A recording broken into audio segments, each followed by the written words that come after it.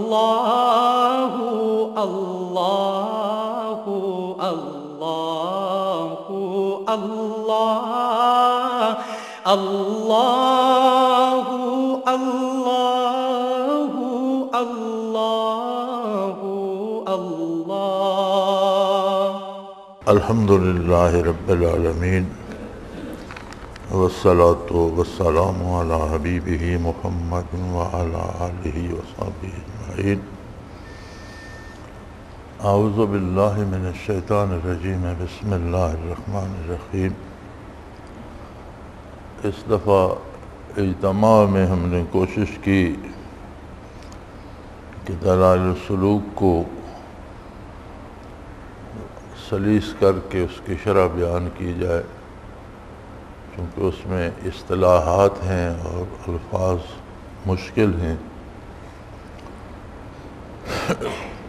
الحمدللہ جب وہ مکمل ہوئی تو ہم نے یہ دوسری کتاب شروع کر لی، مسائل السلوک من کلام الملک الملوک۔ یہ مولانا شاہ اشرف علی تھانوی رحمۃ اللہ علیہ کی تصنیف ہے، اور انہوں نے قرآن حکیم میں سے بیشتر آیات سے جو تصوف و سلوک کے مسائل اخذ ہوتے تھے وہ بیان فرمائے ہیں۔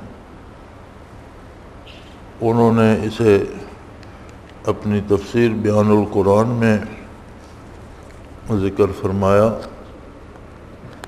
پھر یہ الگ سے کتاب جمع کر دی گئی۔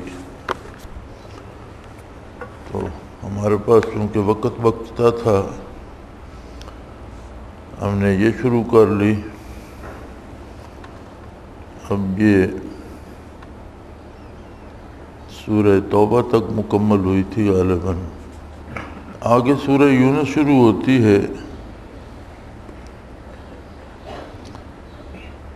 اور اس میں اس آیہ کریمہ سے شروع کرتے ہیں، اعوذ باللہ من الشیطان الرجیم، بسم اللہ الرحمن الرحیم۔ ان الذین لا یرجون لقاءنا ورضوا بالحیاۃ الدنیا واطمأنوا بہا۔ جن لوگوں کو ہماری ملاقات کی امید نہیں ہے اور وہ دنیا کی زندگی پہ راضی ہو گئے اور اسی میں دل لگا بیٹھے ہیں،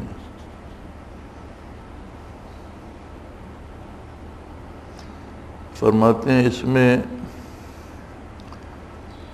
مذمت ہے رضا بالدنیا اور اطمینان میں دنیا کی، اور ان دونوں کے مذموم ہونے پر دلیل ہے۔ یعنی محض دنیا کی نعمتیں جمع کرنا اور اس پہ خوش ہونا اور اس پہ مطمئن ہو جانا، اس کی قرآن کریم نے مذمت فرمائی ہے۔ یہاں سمجھنے کی بات یہ ہے کہ دنیا سے مراد کیا مال و دولت ہے، زر زمین ہے، کیا چیز ہے؟ تو فرمایا گیا چیست دنیا از خدا غافل بدن، نیک ماش و نکرہ و فرزند و زن۔ دنیا کیا ہے؟ دنیا یہ ہے کہ آپ اللہ کریم سے غافل ہو جائیں، احکام الہی کے خلاف دنیا کی محبت میں جائز و ناجائز ذرائع سے ہر حیلے سے دنیا جمع کرنے لگ جائیں، اور جتنی دولت آئے اس پہ آپ مطمئن ہوں اور خوش ہو جائیں، تو یہ دنیا ہے۔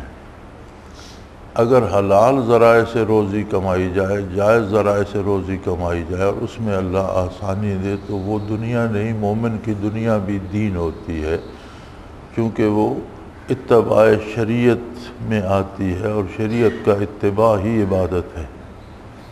تو حصول روزگار یا سرمایہ کمانا یا کاروبار کرنا یا مزدوری کرنا یا کھیتی باڑی کرنا، اس سے آمدن کا آنا، اس پہ جو زکوٰۃ ہے وہ دی جائے اور اسے جائز اور حلال کاموں پہ خرچ کیا جائے، تو وہ جتنی بھی دولت ہو وہ دنیا شمار نہیں ہوگی۔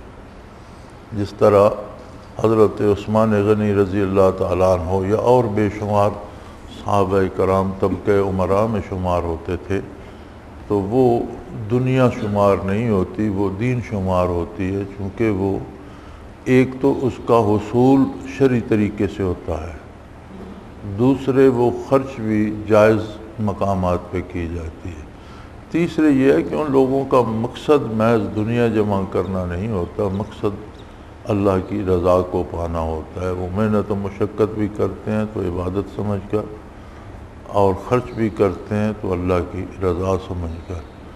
لہذا مومن کے پاس حلال ذرائع سے دولت کا آنا دنیا نہیں کہلائے گا، ہر جائز و ناجائز ذریعے سے دولت جمع کرنا اور اس پہ مطمئن ہونا، اس کی مذمت کی ہے قرآن حکیم نے کہ ایسا وہی لوگ کرتے ہیں جنہیں قیامت پہ یقین نہیں ہوتا۔ قولوا تعالیٰ وَإِذَا مَسَّ الْإِنسَانَ الضُّرُّ دَعَانَا لِجَنبِهِ أَوْ قَاعِدًا أَوْ قَائِمًا فَلَمَّا كَشَفْنَا عَنْهُ ضُرَّهُ كَأَن لَّمْ يَدْعُنَا۔ جب انسان کو کوئی تکلیف پہنچتی ہے تو ہمیں لیٹے بیٹھے کھڑے ہر حال میں پکارنے لگتا ہے، جب ہم اس کی وہ تکلیف ہٹا دیتے ہیں تو پھر اپنی پہلی حالت پہ آ جاتا ہے، گویا اس کو تکلیف پہنچی ہی نہ تھی اور اس نے اس کے لیے کبھی ہمیں پکارا ہی نہ تھا۔ روح البیان میں ہے کہ یہ ان لوگوں کی حالت ہے جنہوں نے مشاہدہ ربوبیت میں حقائق عبودیت کا ادراک نہیں کیا۔ ان پر جب بلا آتی ہے تو تضرع کرنے لگتے ہیں، جب بلا دور ہو جاتی ہے تو گویا بے تعلق ہو جاتے ہیں۔ اگر عارف ہوتے تو برابر تضرع اور عبودیت کرتے رہتے، اور مجاہدہ اگر انسان سے مراد کافر لیا جائے تو اس پر دار ہے کہ دعا و عبادت اگر ایمان سے نہ ہو بلکہ محض اضطرار سے ہو تو شرعاً نافع نہیں۔ ایسی دعا عبادت اس آیت میں مذکور ہے، فَإِذَا رَكِبُوا فِي الْفُلْكِ دَعَوُا اللَّهَ مُخْلِصِينَ لَهُ الدِّينَ۔ یہاں انہوں نے دو باتیں ارشاد فرمائی ہیں کہ تکلیف آتی ہے، مصیبت آتی ہے، آپ نے اکثر مشاہدہ بھی کیا ہوگا، جیسے اب سیلاب آیا یا زلزلہ آتا ہے یا بارشیں بے شمار ہوتی ہیں تو ہر بندہ توبہ توبہ، زبانی تو جب ملتا ہے توبہ بڑی تباہی ہو گئی، اللہ معاف کرے، کہنے کو یہ کہتے ہیں لیکن کرنے کو اپنے کردار کی اصلاح نہیں کرتے۔ اعمال اور کردار وہی رہتا ہے جو پہلے تھا، اس کی اصلاح نہیں کرتے۔ تو اس میں وہ فرماتے ہیں کہ انہیں یہ ادراک تو ہے، مشاہدہ ربوبیت تو ہے، یعنی یہ تو جانتے ہیں کہ کوئی رب ہے، لیکن اس کے ساتھ مشاہدہ ربوبیت میں حقائق عبودیت کا ادراک نہیں کیا۔ یعنی یہ تو جانتے ہیں کہ رب ہے، لیکن یہ بات نہیں سمجھ رہے کہ میں اس کا مربوب ہوں، میں اس کا بندہ ہوں، اور میرا کام اس کی مکمل اطاعت کرنا ہے۔ یہ بات تو کافر بھی مانتا ہے، خواہ کسی نام سے مانتا ہے کہ کوئی رب ہے، کوئی مالک ہے، کوئی پیدا کرنے والا ہے، خواہ اس کا کوئی نام رکھے، لیکن یہ جاننا کہ میں اس کی عبادت کا پابند ہوں، میں اس کی مخلوق ہوں، اس کا بندہ ہوں، اور مجھے اس نے سب سے بڑی دولت یہ دی ہے کہ میں اس کی ذات کی معرفت حاصل کر سکتا ہوں، لہذا مجھے اسے پہچاننا اور اس کی اطاعت کرنا ہے، اس سے محروم ہوتے ہیں۔ اور دوسری جو بات اس میں ارشاد فرمائی حضرت نے یہ ہے کہ اگر انسان سے مراد کافر لیا جائے تو کافر پہ بھی جب مصیبت آتی ہے تو وہ بھی اے جہانوں کے دو جہانوں کے مالک ہے، دنیا کے مالک، مجھ پہ رحم فرما کرنے لگتا ہے۔ تو وہ فرماتے ہیں کہ اگر دعا ایمان سے نہ ہو، اب ایمان کا تقاضا صرف اللہ کی ذات یا اس کی ہستی کا اقرار نہیں، ایمان کا تقاضا ہے کہ اللہ کو ویسا مانے جیسا حضرت محمد صلی اللہ علیہ وآلہ وسلم، جو حضرت عبداللہ کے بیٹے جو مکہ مکرمہ میں پیدا ہوئے، جنہوں نے مدینہ منورہ ہجرت فرمائی، جیسا وہ منواتے ہیں ویسا مانیں۔ یہ فقہ میں تشریح دی گئی ہے کہ جب بچے کو بھی آپ اللہ کا تصور دیتے ہیں تو اسے یہ سمجھائیں کہ میں اس اللہ کو اپنا رب، اپنا مالک، اپنا خالق مانتا ہوں، اس اللہ کو اپنا معبود مانتا ہوں جس سے حضرت محمد صلی اللہ علیہ وآلہ وسلم، جو حضرت عبداللہ کے بیٹے مکہ مکرمہ میں پیدا ہوئے، جنہوں نے مدینہ منورہ ہجرت فرمائی، جیسا وہ منواتے ہیں ویسا ہی مانتا ہوں، اور جس کو وہ منواتے ہیں اسی ہستی کو مانتا ہوں۔ لہذا ایمان تب ہوگا جب اللہ کے رسول کو بھی مانیں گا، اللہ کی کتابوں کو بھی مانیں گا، آخرت کو مانیں گا، ملائکہ کو مانیں گا، عذاب و ثواب کو مانیں گا۔ یہ سارے حقائق جو ہیں یہ بنیاد ہیں ایمان کی، ان میں سے کسی ایک حقیقت کا انکار بھی سارے ایمان سے فارغ کر دیتا ہے۔ تو فرماتے ہیں اگر کافر ہے اور وہ دعا کرتا ہے تو محض اضطرار سے کرے گا، کافر مصیبت میں، تکلیف میں جب پریشان ہوگا تو کرے گا۔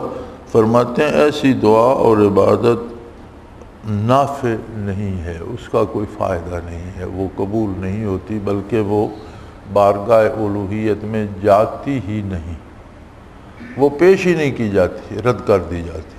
قولہ تعالی حتی اذا کنتم فی الفلک وجرین بہم الی قولہ دعاء اللہ مخلصین لہ الدین۔ ترجمہ ہے جہاں تک کہ تم کشتی میں ہوتے ہو اور کشتیاں ہوا کے ذریعے چلتی ہیں، خالص اعتقاد کر کے اللہ ہی کو چاہنے لگتے ہیں۔ روح البیان میں ہے کہ تم کو معلوم ہے کہ اس زمانے میں اکثر لوگوں کا یہ حال ہے کہ ایسے وقت میں بزرگوں کو پکارتے ہیں، تو اس حیثیت سے یہ لوگ ان مشرکین سے بھی زیادہ قابل افسوس ہوئے۔ فرماتے ہیں عجیب بات ہے کہ مشرکین و کفار جب ایسی مصیبت میں گر جاتے تھے جب انہیں کوئی اور ذریعہ نظر نہیں آتا تھا، جیسے کشتی میں ہوں اور سمندر میں ہوں اور ہوا مخالف ہو جائے یا سمندر میں طوفان آ جائے یا بھمر پڑنے لگیں، تو وہ خالص اللہ کو پکارتے تھے۔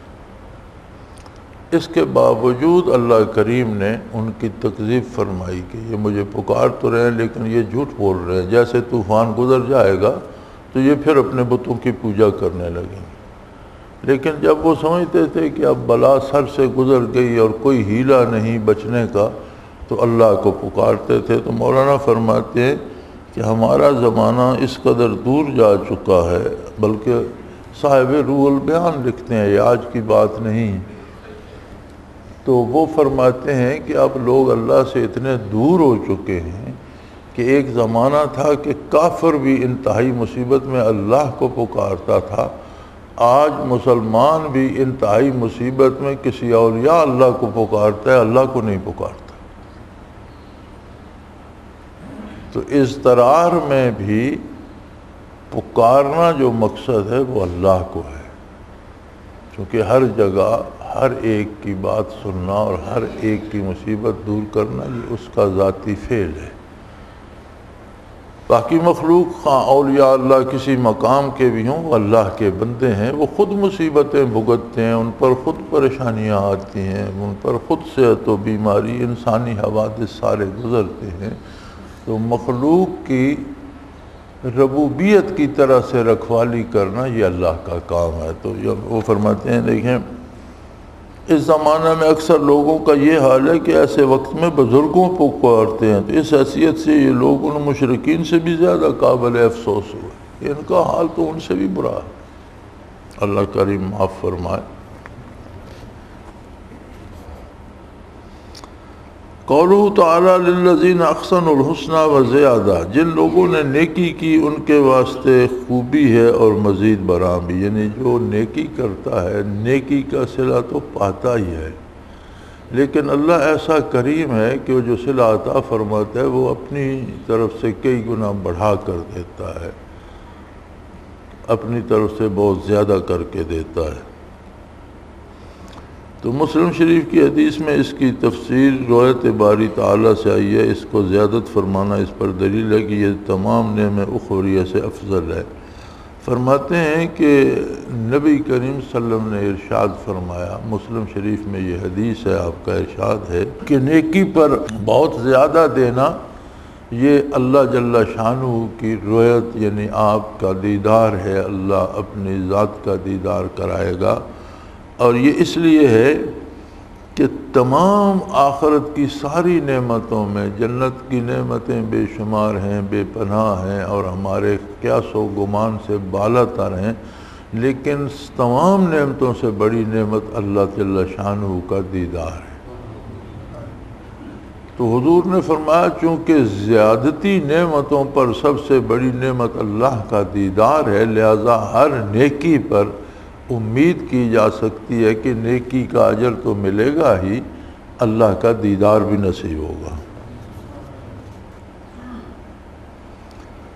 قولہ تعالی وَيَتَّبِعْ أَكْثَرُهُمْ إِلَّا ظَنًّا، ان میں اکثر لوگ صرف بے اصل خیالات پہ چل رہے ہیں۔ روح البیان میں ہے کہ اس سے علماء سو بہت کم محفوظ ہیں، چنانچہ اکثر اہل ظاہر متکلمین کے دلائل ذات و صفات کے متعلق متعارض پائے جاتے ہیں، جو شان ہوتی ہے ظنیات کی۔ پس جو شخص اس سے بچنا چاہے وہ سلف صالح کا اتباع کرے اور فلسفیات میں مشغول نہ ہو، جس سے بجز شک بڑھنے کے کوئی حاصل نہیں۔ فرماتے ہیں یہ جو ہے کہ اکثر لوگ بے اصل خیالات کی پیروی کرتے ہیں، فرماتے ہیں اس میں اکثر علماء گرفتار ہو جاتے ہیں، اور وہ علماء جو دنیا دار ہوتے ہیں کہ وہ فلسفے اور متکلمین صرف نحو اور منطق کے لحاظ سے اللہ کی ذات اور صفات پہ بحث کرتے ہیں، جن سے سوائے شکوک کے بڑھنے کے کچھ حاصل نہیں ہوتا۔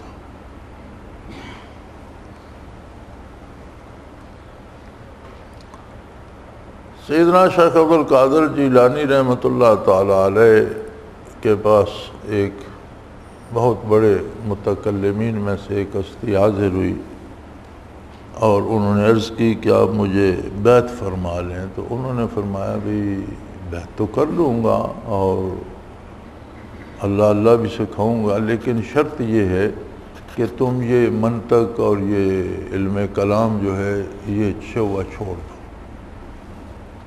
حضرت چھوڑ دوں گا، انہوں نے بیعت فرما لیا۔ کچھ عرصہ گزرا تو بیمار ہوئے، بزرگ آدمی تھے، موت آ گئی۔ حضرت رحمۃ اللہ علیہ عیادت کے لیے تشریف لے گئے تو وہ آخری وقت تھا ان کا۔ تو حضرت نے پوچھا کہ بھئی سناؤ کیا کیفیت محسوس کر رہے ہو؟ وہ کہنے لگے میں شیطان نے مجھے گھیر رکھا ہے، اور وہ کہتا ہے کہ کوئی اللہ نہیں اور کوئی خالق نہیں، اور یہ ہر چیز اتفاقاً وقت کی راندش سے بن گئی اور بنتی بگڑتی رہتی ہے، جو آج کل کے دہریوں کا عقیدہ ہے۔ تو وہ فرمانے لگے کہ میں اسے 100 کے قریب دلیلیں دے چکا ہوں، لیکن وہ میری ہر دلیل رد کر دیتا ہے، میں بڑا پریشان ہوں اور میرا آخری وقت ہے، میرا ایمان نہیں بچے گا۔ تو آپ رحمۃ اللہ علیہ نے فرمایا کہ تم اسے کہو مجھے محمد الرسول اللہ صلی اللہ علیہ وسلم نے بتایا ہے کہ اللہ ایک ہے۔ تو اس پر شیطان بھاگ گیا۔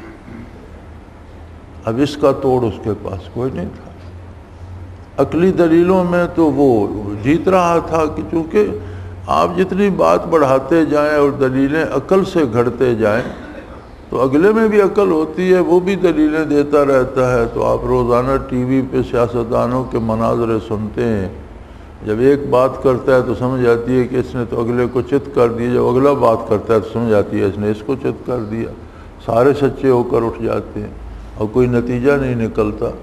اس لیے کہ بات باتوں سے نہیں بنتی، بات کی اصل دلیل دین کی یہ ہے کہ مجھے یہ بات محمد الرسول اللہ نے فرمائی، بات ختم ہو گئی۔ اللہ کے رسول پر تو کسی کی دلیل نہیں چلتی۔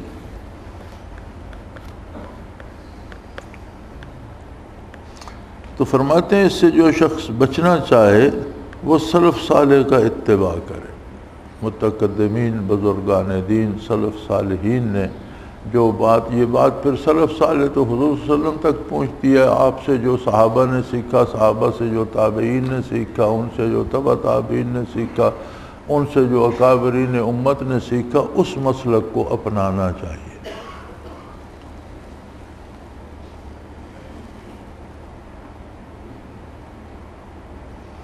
قوله تعالیٰ بل کذبوا بما لم یحیطوا بعلمہ ولما یاتہم تاویلہ، ایسی چیز کی تکذیب کرنے لگتے ہیں جس کو اپنے احاطہ علمی میں نہیں لائے اور ہنوز ان کو اس کا نتیجہ نہیں ملا۔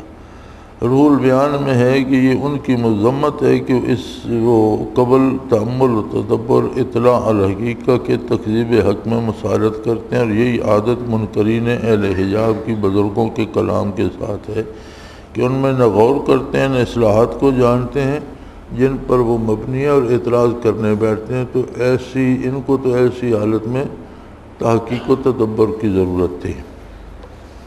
بل کذبوا بما لم یحیطوا بعلم، ایسی چیز کی تکذیب کرتے ہیں جس کو احاطہ علمی میں نہیں لے، یعنی ان کے علم میں وہ چیز نہیں ہے، ان کے لیے وہ چیز نہیں ہے، انہوں نے کہیں پڑھی نہیں، کہیں سنی نہیں، کہیں دیکھی نہیں، اس کا انکار کر دیتے ہیں اور اس پر اعتراض کرنے لگ جاتے ہیں، اس لیے کہ اس کی کوئی تعویل بھی ان کی سمجھ میں نہیں آتی۔ جو چیز پہلے سنی نہیں، پڑھی نہیں، دیکھی نہیں، اس کی تعویل کیا ہوگی؟ تو فرماتے ہیں یہ اکثر اعتراض انبیاء پہ بھی ایسا ہی ہوتا تھا، اور اولیاء اللہ کے ساتھ اور صاحب تصوف سلوک بزرگوں کے ساتھ یہی حال ہوتا ہے کہ جو لوگ سلوک و تصوف کو جانتے ہی نہیں وہ اس پہ اعتراض کرتے ہیں۔ یعنی بڑے کی مزے کی بات یہ ہے کہ بعض اوقات بڑے بڑے نام ہوتے ہیں، علمی نام ہوتے ہیں، عالم ہوتے ہیں، لیکن انہوں نے علم کے سارے شعبے پڑھے ہوں، یہ فن نہ سیکھا ہوتا ہے، نہ سمجھا ہوتا ہے، نہ صوفیاء کی کتابوں کا مطالعہ کیا ہوتا ہے، تو وہ ایسے بے تکے اعتراض کرتے ہیں کہ ہر بات کی ایک تعویل و تعبیر ہوتی ہے، وہ ان کی سمجھ میں آتی نہیں، اعتراض کرنے بیٹھ جاتے ہیں۔ اور یہی حال عام آدمی کا بھی ہوتا ہے کہ کسی کو اللہ کا ذکر بتاؤ تو کہے گا اس کی دلیل کیا ہے، اور اسی کو دیکھو اس کی بیوی یا بیٹی بازار میں پھر رہی ہے، نامار منہ سے سودا سلف خرید رہی ہے، وہ گھر پہ بیٹھا ہے ڈٹ کے، ساتھ تک نہیں گیا، اب اس کی شرعی دلیل کیا ہے کوئی اس سے پوچھے، ادھر دلیل مانگنے نہیں جاتے۔ جوان بچیاں، بیویاں، بہنیں سنیما گھروں میں دھکے کھاتی پھرتی ہیں، فلمیں دیکھتی پھرتی ہیں، کوئی اعتراض نہیں، کوئی اس کی شرعی دلیل نہیں مانگتا کہ اس کی دلیل کیا ہے۔ اللہ کا نام لینے کا کہو تو کہیں گے اس کی دلیل کیا ہے، حالانکہ نہ وہ دلیل سمجھتے ہیں، نہ اس شعبے کو جانتے ہیں، نہ اس کا مطالعہ کیا ہے، نہ پڑھنے کی تکلیف گوارا کی ہے۔ پچھلے اجتماع میں ہمارے پاس ایک انٹرنیشنل فورم ہے، پوری دنیا کا ایک بنا ہوا، اس کا مرکز کینیڈا میں ہے، اس میں بڑے بڑے علماء کے نام ہیں، تو ان تک ہماری باتیں پہنچیں، تصنیفات پہنچیں، تو سلوک پر انہوں نے بہت سے سوال کیے۔ میرے خیال ہے ہمارا پچھلا اجتماع انہی سوالوں کے جواب دیتے گزر گیا، تو الحمدللہ ہم نے تمام سوالوں کے جواب دیے، لیکن ان میں اکثریت یہ تھی کہ جو کتابیں صوفیاء نے اور اہل علم نے اور صاحب حال بزرگوں نے اس موضوع پہ تصنیف کی ہیں، وہ انہوں نے دیکھنے کی تکلیف گوارا نہیں کی۔ حالانکہ صاحب علم لوگ تھے، پڑھنا چاہتے تو پڑھتے، تو کچھ بات تو سمجھ میں آتی، لیکن انہوں نے ان کا مطالعہ ہی نہیں کیا ہوا تھا۔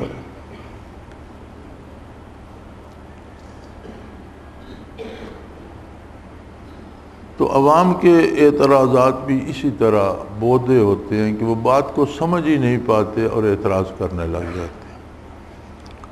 تو جو بات سمجھ میں نہ آئے اس کا حل یہ نہیں ہے کہ اس پر اعتراض کیا جائے، فرمایا اس کا حل یہ ہے کہ اسے سمجھنے کی کوشش کی جائے، کسی جاننے والے سے پوچھا جائے، اس کے دلائل تلاش کیے جائیں، کتابوں سے کیے جائیں، مطالعہ کیا جائے، بات کو سمجھنے کی کوشش کی جائے بجائے اعتراض کرنے کے۔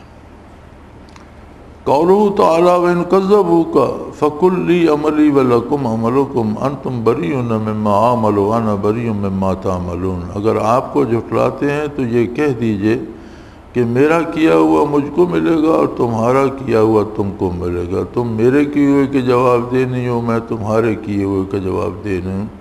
اور یہی عادت اہل طریق کی مناظرہ میں جس وقت وہ خصم کی جانب سے ضد اور ہٹ دیکھتے ہیں تو بخلاف الفاظ پرستوں کے وہ مناظرہ کے موقع پر کبھی ایسی بات نہ کہیں گے بلکہ اس کہنے کو ہار نہ سمجھیں۔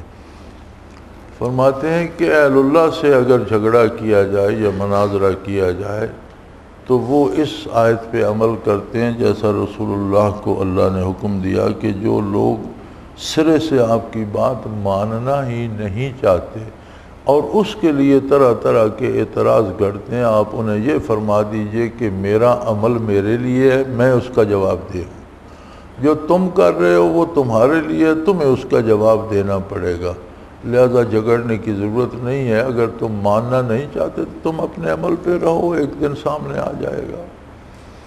تو فرمایا اہل اللہ کی عادت بھی یہی ہے کہ اگر کوئی سمجھنا چاہے تو وہ جس حد تک بھی سوال کرے وہ اسے سمجھانے کی کوشش کرتے ہیں، لیکن اگر کوئی مناظرہ کرنا چاہے اور محض اعتراض پہ اعتراض کرتا جائے اور بات یہ بن جائے کہ اب دیکھیں جیتتا کون ہے ہارتا کون ہے، اس میں حق نہیں رہتا کہ حق کیا ہے، وہ یہ ہوتا ہے کہ باتوں باتوں میں کون جیت گیا کون ہار گیا۔ تو فرمایا اہل اللہ اس سے اعتراض کرتے ہیں، انہیں اس جیت ہار سے غرض نہیں ہوتی، کچھ سمجھنا چاہے تو سمجھاتے ہیں، نہ سمجھنا چاہے تو اسے اللہ کے حوالے کر دیتے ہیں۔ قولہ تعالی وَلِكُلِّ أُمَّةٍ الرَّسُولُ، اور ہر امت کے لیے ایک حکم پہنچانے والا ہے۔ محققین نے اسے اخذ کیا ہے کہ قرون اولیٰ میں جو لوگ غیر معلوم الحال ایسے اقالیم میں گزرے جن میں رسولوں کو مبعوث ہونا نہیں ہوا، احتیاط اسی میں ہے کہ ان سے کف لسان کیا جائے، احتمال ہے کہ وہ رسول ہوں، کیونکہ ظاہر تو یہ ہے کہ وہاں کی امت بھی رسول سے خالی نہیں۔ بعض اکابر اہل طریق نے اس احتیاط اور احتمال کی تصریح فرمائی ہے۔ فرمایا اللہ کا ارشاد ہے وَلِكُلِّ أُمَّةٍ الرَّسُولُ، ہر امت کے لیے ہم نے رسول بھیجا ہے۔ اب ہمارے مطالعہ میں تاریخی اعتبار سے ایسے حالات آ جاتے ہیں کہ جس میں کہیں کسی نبی کا نشان نہیں ملتا اور لوگ بغیر کسی اس کے ملتے ہیں مذہب کے، تو فرماتے ہیں ان کے معاملے میں زبان کو کف لسان یعنی اپنی زبان کو بند رکھنا چاہیے، وہ جانے اور ان کا رب جانے، کیونکہ جب ان کے حالات ہمارے پاس نہیں تو اللہ نے فرمایا ہر امت میں رسول ہو سکتا ہے ان میں بھی کوئی رسول ہو اور اس کے حالات ہم تک نہ پہنچے ہوں، ہو سکتا ہے انہوں نے اس کی بات مانی ہو سکتا ہے نہ مانی ہو، کیا ہوا کیا نہیں ہوا، جن لوگوں کے بارے اس طرح تفصیل علم نہ ہو ان پر کوئی فتویٰ نہ لگایا جائے اور انہیں بھلا برا نہ کہا جائے، بلکہ زبان کو بند رکھا جائے، وہ معاملہ اللہ جانے اور اس کے بندے جانے۔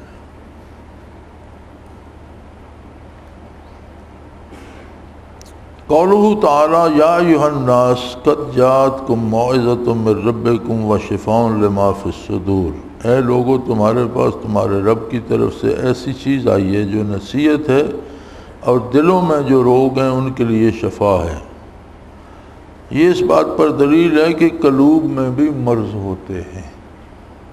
فرماتے ہیں یہ آیت اس بات پر دلیل ہے کہ دل کو بھی مرض لگتے ہیں کہ قرآن جو ہے یہ نصیحت بھی ہے اور دل کے امراض کی شفا بھی ہے۔ تو فرماتے ہیں یہ اس پر دلیل ہے کہ دل میں بھی امراض ہوتے ہیں اور وہ امراض بدن سے اشد ہیں، یعنی جو مرض کینسر ہو گیا بڑا خطرناک مرض ہے، شوگر ہو گئی، بخار ہو گیا، کوئی اور تکلیف ہو گئی، یہ جسم کی جو تکلیفیں ان سے جو دکھ دل میں ہوتے ہیں، جو بیماریاں دل کی ہوتی ہیں وہ زیادہ اشد ہیں، زیادہ شدید ہیں اس سے۔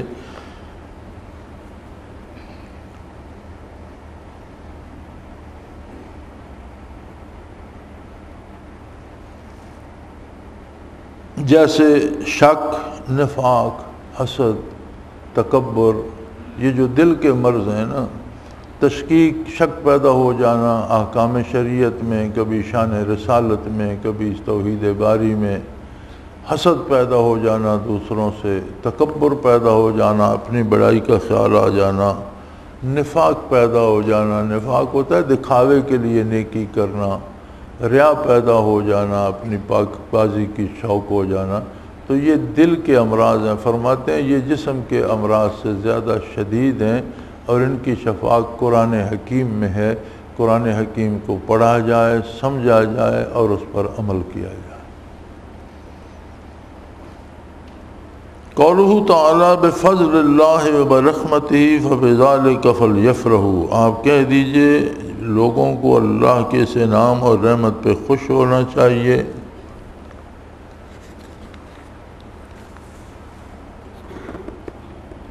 یہی فراق اس حد تک پہنچ جاتا ہے کہ غایت انبساط سے، اس فضل کے اظہار سے سکوت پر قدرت نہیں رہتی، اور کبھی یہ اظہار ایسی صورت میں ہوتا ہے کہ ظاہراً خلاف عدد ہوتی ہے لیکن غلبہ حال سے معذور ہوتا ہے۔ فرماتے ہیں اس آیہ کریمہ میں جس میں یہ ارشاد ہے کہ قل بفضل اللہ برحمتہ فبذلک فلیفرحوا، اللہ کا یہ فضل ہے، اس کی رحمت ہے، اور اس سے خوشی مناؤ، اس پر خوش ہونا چاہیے۔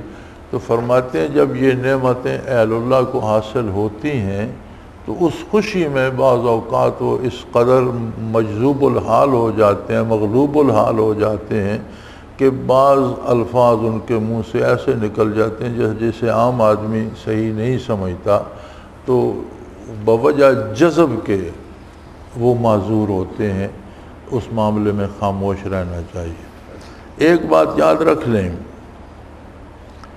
کہ اولیاء اللہ پہ ہمارے ہاں تو یہ رواج ہے نا، جو مجذوب ہو جائے اسے بہت بڑا ولی سمجھا جاتا ہے۔ حقیقتاً جذب کمزوری ہے، اس لیے کہ کسی نبی پر جذب وارد نہیں ہوا، حالانکہ سب سے زیادہ انعامات انبیاء پہ ہوتے ہیں، لیکن کسی نبی پر جذب وارد نہیں ہوا۔ اور غیر نبی میں سے کوئی بچا نہیں ہے۔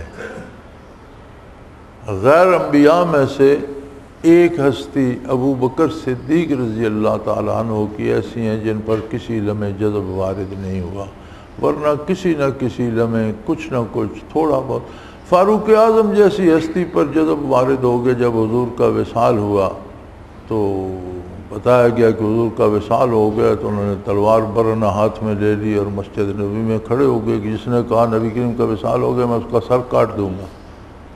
تو یہ کیفیت جذب کی تھی نا۔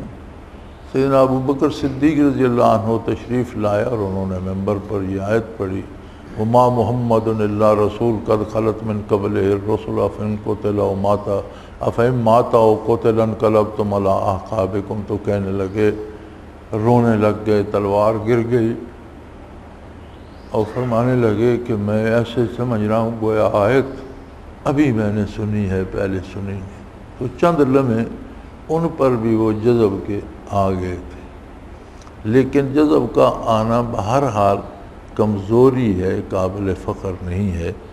اور جن پر مکمل جذب آ جاتا ہے، مجذوب ہو جاتے ہیں، ان سے کسی کو کچھ حاصل نہیں ہوتا، اس لیے کہ وہ خود اپنے حال سے بے خبر ہوتے ہیں، دوسرے کی اصلاح کیا کریں گے، تو مجاذیب سے فائدہ نہیں ہوتا۔ قولہ تعالیٰ قل ارأیتم ما انزل اللہ من رزق فجعلتم منہ حراما وحلالا، آپ کہہ دیجئے یہ تو بتلاؤ اللہ نے تمہارے لیے جو رزق بھیجا ہے پھر تم اس میں کچھ حصہ حرام اور کچھ حلال قرار دے دیا۔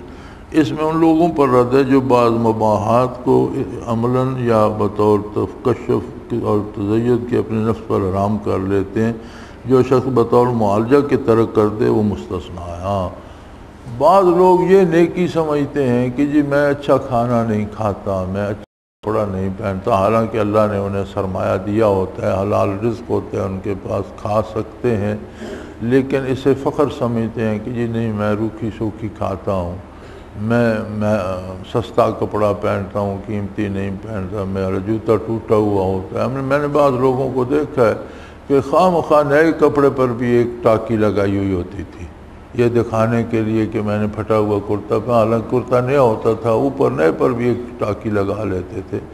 تو فرماتے ہیں ان لوگوں کا رد ہے کہ اللہ نے جو چیزیں حلال کی ہیں یا جو رزق دیا اس میں حلال حرام کرنا یہ تمہارا منصب نہیں ہے، یہ اس کا کام ہے۔ جو اس نے حلال کیا ہے وہ حلال ہے، جو اس نے حرام کیا ہے وہ حرام۔ تم اپنی طرف سے اس میں اپنے دکھاوے کے لیے یا اپنی پارسائی کے لیے اس میں تبادلے نہ کرتے رہو۔ ہاں کوئی شخص بیمار ہے یا مریض ہے اور اس پر کوئی چیز وہ اسے، جیسے شوگر کا مریض ہے وہ چینی نہیں کھاتا تو اس پر کوئی حرف نہیں آئے گا، اس نے کسی شرعی حرمت و حلت کی وجہ سے نہیں چھوڑی یا اپنی پاک بازی کی وجہ سے نہیں چھوڑی، بیماری ایسی ہے کہ وہ کھا نہیں سکتا، اس پر اعتراض نہیں کیا جائے گا۔ لیکن ایک صاحب حیثیت ہے اور میں اپنی پارسائی جتانے کے لیے کہتا ہے جی میں چینی نہیں گڑ کی چائے پیوں گا، تو فرمایا یہ درست نہیں ہے۔ جو چیزیں حلال ہیں اللہ نے استعمال کرنے کی اجازت دی ہے، شرعی طریقے سے انہیں استعمال کرو۔ قولہ تعالی الا ان اولیاء اللہ لا خوف علیہم ولا هم یحزنون، یاد رکھو کہ اللہ کے دوستوں پر نہ کوئی اندیشہ ہے نہ وہ مغموم ہوں گے۔ اس آیت پر اولیاء اور سورہ انفال میں آیت ان اولیاءہ الا المتقون کے تحت جو لکھا گیا وہ دیکھ لو۔ ولایت کا ایمان اور تقوی پر مبنی کرنا دلیل ہے کہ ولایت کے لیے یہ شرط نہیں کہ اس کے ہاتھ پر کوئی کرامت صادر ہو۔ فرماتے ہیں ولی ہونے کی شرط یہ نہیں ہے کہ اس سے کرامات کا ظہور ہو، بلکہ یہ جو آیہ کریمہ ہے کہ اللہ کے دوستوں پر نہ کوئی غم ہوگا نہ کوئی اندیشہ۔ اندیشہ ہوتا ہے لا خوف علیہم ولا هم یحزنون، خوف اور ڈر گزشتہ کا ہوتا ہے کہ جو میں نے کیا اس کا نتیجہ کیا ہوگا، اور حزن ہوتا ہے آئندہ کا کہ پتہ نہیں آئندہ میرے ساتھ کیا ہوگا۔ تو فرمایا اولیاء اللہ اس سے محفوظ ہوں گے، نہ انہیں گزشتہ کا کوئی اندیشہ ہوگا نہ مستقبل کا۔ تو فرماتے ہیں اس اولیاء اللہ سے صاحب کرامت مراد نہیں، بلکہ سورہ انفال کی آیت نے یہ بتا دیا کہ اولیاء اللہ کسے کہتے ہیں، اور وہ آیت کریمہ ہے ان اولیاءہ الا المتقون، اس کے دوست صرف وہ ہوتے ہیں جو متقی ہوں۔ یعنی ولایت کی شرط ظہور کرامات نہیں ہے، ولایت کی شرط تقوی ہے، اور تقوی ہوتا ہے کہ خلوص دل سے اللہ و اللہ کے رسول کی اطاعت کرے۔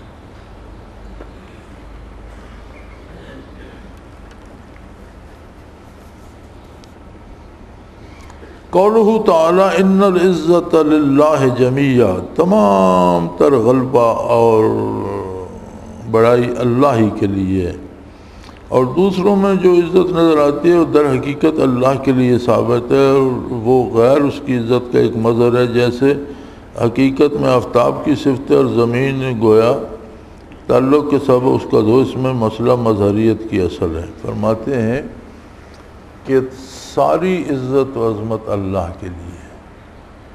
اب اگر کسی میں نظر آتی ہے تو یہ اللہ کی عزت کا ہی مظہر ہے۔ ہمیشہ ان لوگوں کو عزت نصیب ہوتی ہے جو اللہ کی اطاعت کرتے ہیں، اور یہ عزت اللہ ہی کی ہے، ان کی نہیں ہے، کیونکہ وہ اللہ کی اطاعت میں فنا ہے۔ ان کا ایمان، ان کا عقیدہ، ان کا عمل اللہ کی اطاعت کے مطابق ہے، تو انہیں جو عزت نصیب ہوتی ہے وہ دراصل عزت، اور جیسے فرماتے ہیں روشنی سورج کی ہوتی ہے لیکن ساری زمین روشن ہو جاتی ہے، تو زمین کی اپنی روشنی تو نہیں، اصل تو سورج کی ہوتی ہے۔ اور جو لوگ اللہ کی اطاعت نہیں کرتے وہ بڑے بڑے عہدے پا لیتے ہیں، حکومت پا لیتے ہیں، دولت پا لیتے ہیں، عزت نہیں پاتے۔ یہ کتنی عجیب بات ہے کہ جو لوگ تنخواہ دار ملازم ان کے دروازے پہ پہرا دے رہے ہوتے ہیں، ان سے بھی دل کی بات پوچھو تو دل میں ان کے خلاف بک رہے ہوتے ہیں کہ خواہ مخواہ ہمیں سارا دن کھڑا رہنا پڑتا ہے، یہ بدماش خود تو اندر بیٹھا ہے ٹھنڈی جگہ پر اور ہم کھڑے کھڑے آ کر ان کے دل میں عزت نہیں ہوتی۔ اس کی حکومت ہوتی ہے لوگوں کے پاس لیکن پورے پبلک میں کوئی عزت احترام نہیں ہوتا۔ عزت صرف انہی کو نصیب ہوتی ہے جو اللہ کی اطاعت کرتے ہیں، اور انہی جو عزت نصیب وہ بھی دراصل اللہ کی عزت ہے. جیسے زمین روشن ہو جاتی ہے تو دراصل روشنی تو سورج کی ہے، اس کا تعلق سورج کے ساتھ ہے، سامنے آ گئی تو روشن ہو گئی.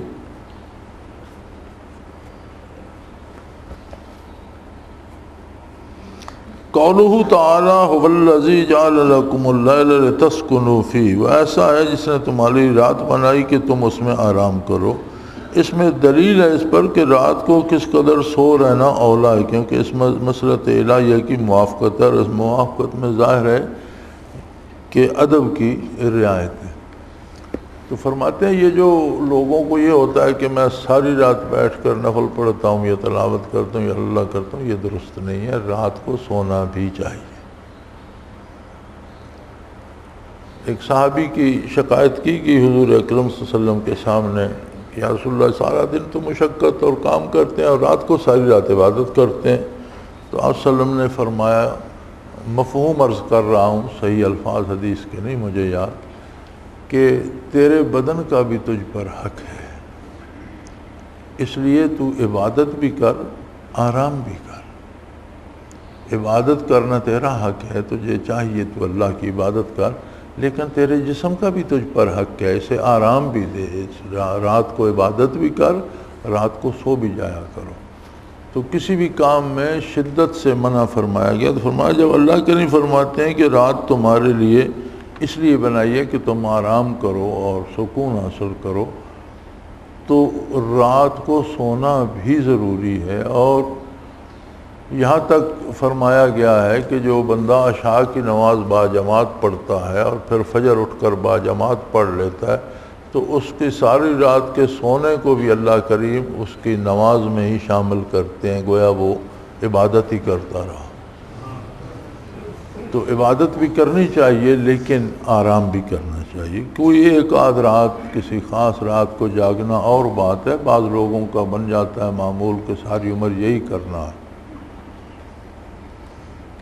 قولہ تعالیٰ تقولون علی اللہ ما لا تعلمون، کیا اللہ کے ذمہ ایسی باتیں لگاتے ہو جن کا تم علم نہیں رکھتے. اس میں ذات و صفات کے متعلق تخمینیات و مجازفات سے خواہ وہ استدلالی ہوں یا ذوقی ہوں کلام کرنے پر انکار ہے. اس میں اہل علم و تصوف کثرت سے مبتلا ہے.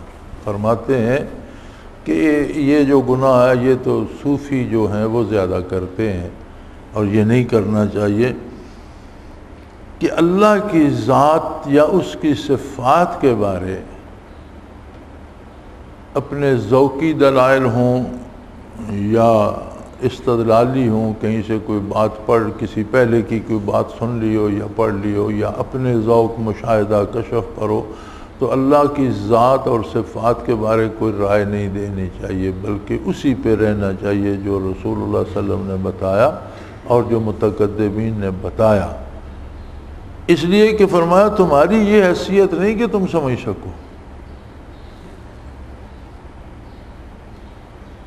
تقولون علی اللہ ما لا، اللہ کے بارے وہ باتیں کہتے ہیں جن کو وہ خود جانتے ہی نہیں، یعنی تمہارا علم وہاں تک نہیں پہنچ سکتا. لہٰذا اس بات پہ رہو اللہ کی ذات کے بارے، اس کی صفات کے بارے جو رسول اللہ صلی اللہ علیہ وسلم نے ارشاد فرما دیا.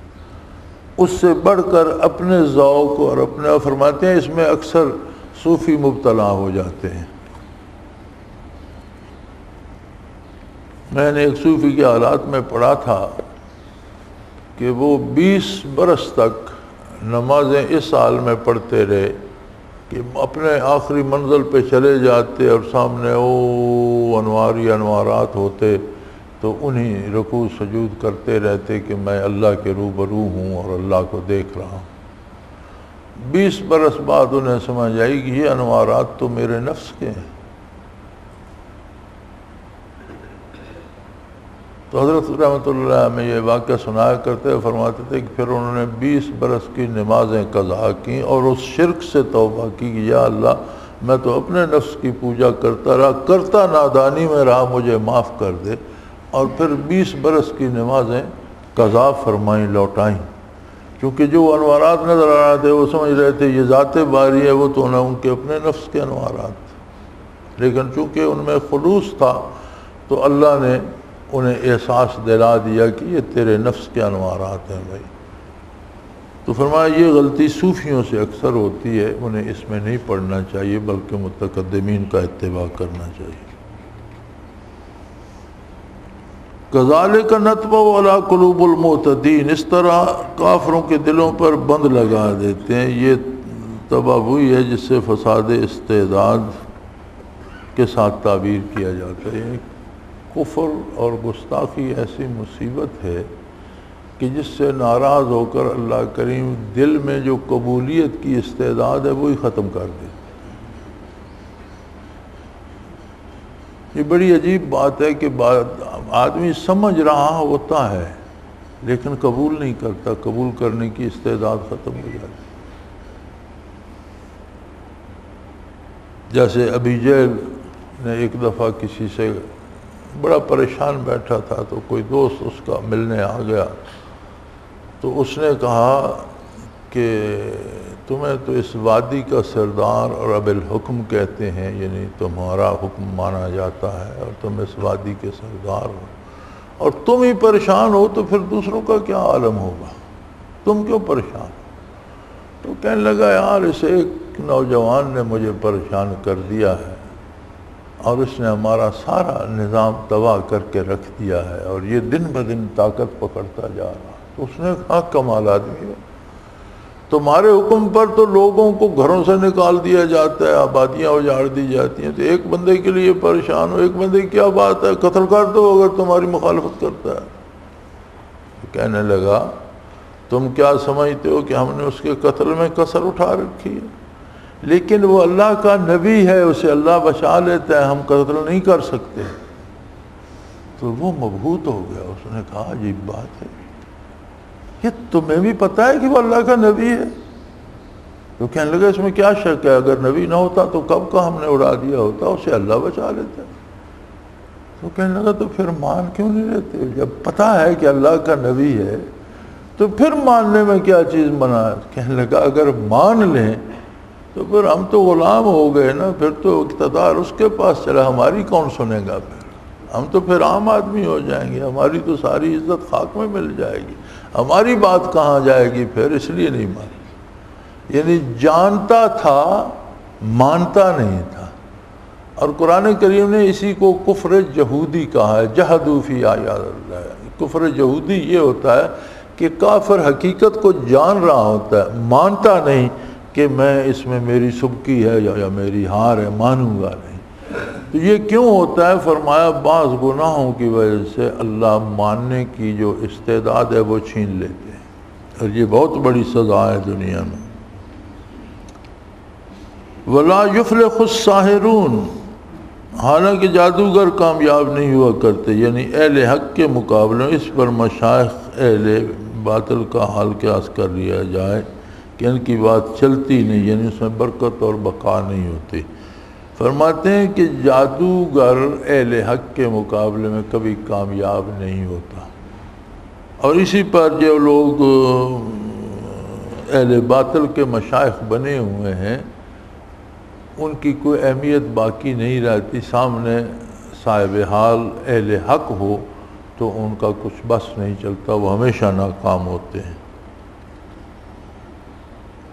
قولہ تعالی ربنا لا تجعلنا فتنة للقوم الظالمین، اے ہمارے پروردگار ہم کو ان ظالم لوگوں کا تخت مشق نہ بنا۔ رول بیان میں ہے کہ کوئی شخص یہ وہم نہ کرے کہ توکل دعا کے منافی ہے، کیونکہ توکل کا یہ ہے کہ اسباب عادیہ پر نظر نہ ہو، صرف سبب پر نظر نہ ہو، اور اس کے اعتقاد کے ساتھ اسباب کو اختیار بھی کرے تب بھی متوکل قرار دیا جائے گا۔ یعنی یہ دعا کی گئی کہ اللہ ہمیں ان اہل باطل کا تخت مشق نہ بنا، تو یہ توکل کے خلاف نہیں ہے۔ توکل کے خلاف یہ ہے کہ کوئی غیر شرعی ذریعہ اختیار کیا جائے کسی چیز کے بچنے کا، تو یہ توکل کے خلاف۔ توکل یہ ہے کہ بھروسہ اللہ پر کرے اور اسباب بھی اختیار کرے۔ ایک آدمی بیمار ہو گیا، بخار ہو گیا، وہ کہ میں دوائی نہیں لیتا ہے، میں اللہ پر میری توکل ہے، ٹھیک ہو جاؤں گا، تو یہ شرعاً جائز نہیں ہے۔ دوا بھی کرنا مسنون ہے اور اللہ نے دوا بنائی ہے، دوا لے، لیکن شفا دوا میں نہ سمجھے۔ ایمان یہ ہو کہ شفا اللہ کے پاس ہے، وہ چاہے گا تو اس دوا سے شفا دے دے گا، نہیں تو کسی اور، تو یہ توکل کے منافی نہیں۔ یعنی توکل کا مطلب ہے کہ جائز وسائل اختیار کرے، وسائل کا اختیار کرنا الگ سے اطاعت الہی ہے، اور بھروسہ اللہ پر ہو کہ نتیجہ اللہ کی طرف سے ہوگا، وسائل سے کوئی نتیجہ برآمد نہیں ہوگا۔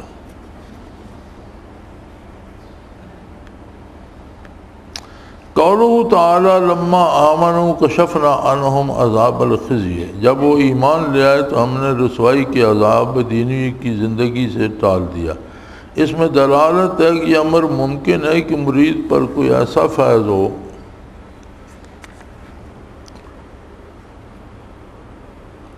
جس کی خبر شیخ کو نہ ہو، جیسا یونس علیہ السلام کے ان کے قبول ایمان کی اطلاع نہ ہوئی کہ وہ فیض شیخ ہی کی برکت سے، جیسا کا ان کا ایمان حضرت یونس علیہ السلام کی برکات سے تھا۔ یونس علیہ السلام کی قوم جب ایمان لے آئی تو اس سے پہلے یونس علیہ السلام تو قوم کو چھوڑ چکے تھے، اور انہیں پتہ نہیں تھا کہ وہ بعد میں توبہ کر لیں گے۔ عذاب آنے سے پہلے انہوں نے توبہ کر لی اور اللہ نے ان کا دنیاوی عذاب ٹال دیا۔ تو اس میں یہ فرماتے ہیں حضرت کہ ہو سکتا ہے مرید پر کوئی ایسی نعمت اللہ کی طرف سے آ جائے جس کا شیخ کو پتہ بھی نہ ہو، اور وہ ایک نعمت مرید کو مل جائے، لیکن یہ یاد رہے کہ وہ ملتی بواسطت شیخ، یہ ملی اسی وجہ سے کہ اس شیخ کا شاگرد تھا۔ وہ شیخ کو پتہ بھی نہ ہو، لیکن اس کا، جیسے ان لوگوں کو ایمان جو نصیب ہوا اور انہوں نے توبہ کی اور عذاب ٹل گیا، تو نصیب تو یونس علیہ السلام کی وجہ سے ہوا، وہی اس کی تبلیغ تو کیا کرتے تھے۔ اب یونس علیہ السلام کو پتہ نہیں تھا، انہوں نے ایمان قبول کر لیا، لیکن ہوا تو انہی کے وساطت سے۔ تو اس طرح ہوتا ہے کہ مرید پر کوئی نعمت نازل ہو اور شیخ کو پتہ نہ ہو، لیکن وہ ہوتی شیخ کی برکات کے سبب بھی ہے۔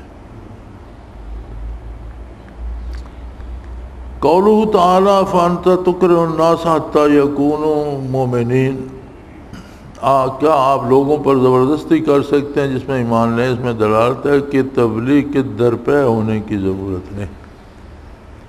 آیہ کریمہ ہے کہ آپ کیا لوگوں سے زبردستی منوا سکتے ہیں؟ فرماتے ہیں تبلیغ کا یہ طریقہ نہیں کہ بندے کو پریشان ہی کر دو، تبلیغ ہوتی ہے بات پہنچانا، گھیر لینا اور پکڑ لینا اور اصرار کرنا، یہ تبلیغ کے آداب میں نہیں ہے۔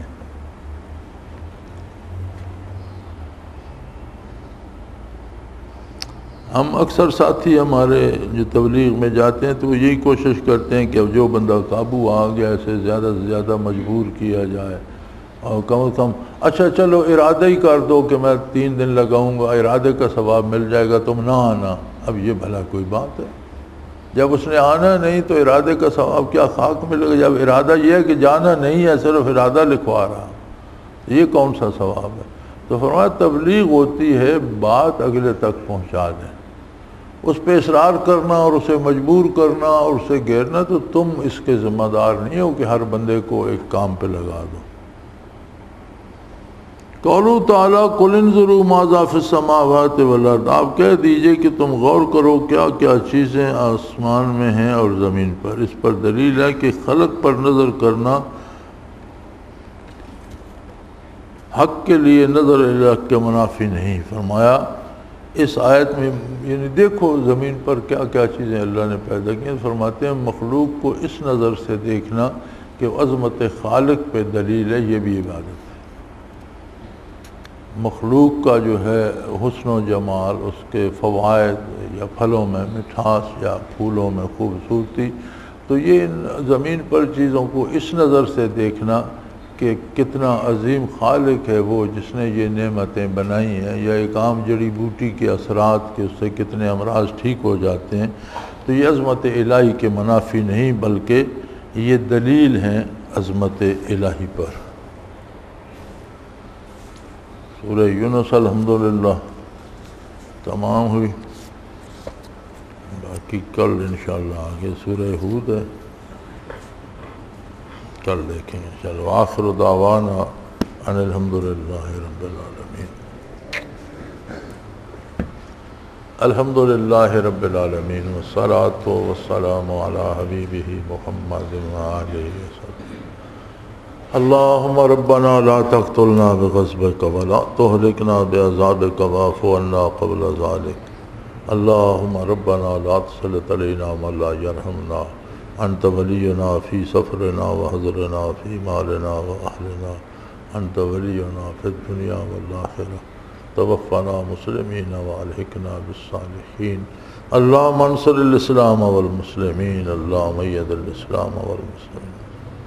یا اللہ ہماری خطائیں معاف فرما اور زمینی آسمانی عذابوں سے پناہ عطا فرما.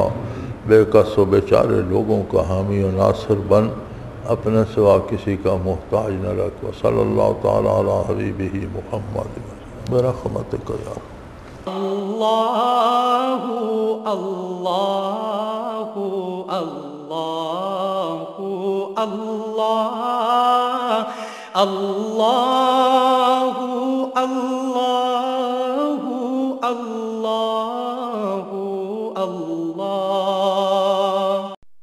حضرت امیر محمد اکرم آبان مد ظلہ العالی دارالعرفان منارہ ضلع چکوال میں سالہ سال سے قرآن و حدیث کے اوپر خطابات کر رہے ہیں اور سلسلہ نقشبندیہ اویسیہ کے مطابق لوگوں کو ذکر الہی کی تربیت دے رہے ہیں. وہ قرآن پاک کی تفسیر ترتیب وار بیان کر رہے ہیں. تفسیر قرآن کو وہ موجودہ ملکی اور بین الاقوامی حالات کے مطابق بیان کرتے ہیں. موٹر وے سے کلر کہار کے انٹرچینج سے نکلتے ہوئے کلر کہار کی جھیل سے ہوتے ہوئے میانی، بوچھال اور نور پور سے گزرتے ہوئے دارالعرفان منارہ پہنچ سکتے ہیں. حضرت امیر محمد اکرم آبان نے بچیوں اور بچوں کی دینی اور دنیاوی تعلیم کے لیے سقارہ اکیڈمی کے نام سے ایک درسگاہ بھی قائم کی ہے، جس کا افتتاح ملک پاکستان کے صدر جنرل محمد ضیاء الحق نے اپنے دست مبارک سے کیا تھا. وہ تمام احباب جو اسلام کی طلب رکھتے ہیں ان سے گزارش ہے کہ دارالعرفان منارہ ضلع چکوال میں امیر محمد اکرم آبان صاحب کے خطابات سے مستفید ہوں. وہ ہر جمعے کو نماز سے پہلے بیان فرماتے ہیں. ہر ماہ کی پہلی اتوار کو ماہانہ اجتماع ہوتا ہے جس میں آپ خصوصی خطاب فرماتے ہیں اور پاکستان کے چاروں صوبوں سے احباب اس اجتماع میں شرکت کرتے ہیں. اس کے علاوہ یہاں سال میں 2 مرکزی اجتماعات بھی ہوتے ہیں، ایک رمضان المبارک میں اعتکاف کا اجتماع اور دوسرا جولائی اور اگست میں 40 دن کا اجتماع ہوتا ہے جس میں روحانی تربیت کی جاتی ہے. اپنا خون سیماب دے کر اتنا ہم کر جائیں گے، نام آقا کا چمن میں پھر رقم کر جائیں گے.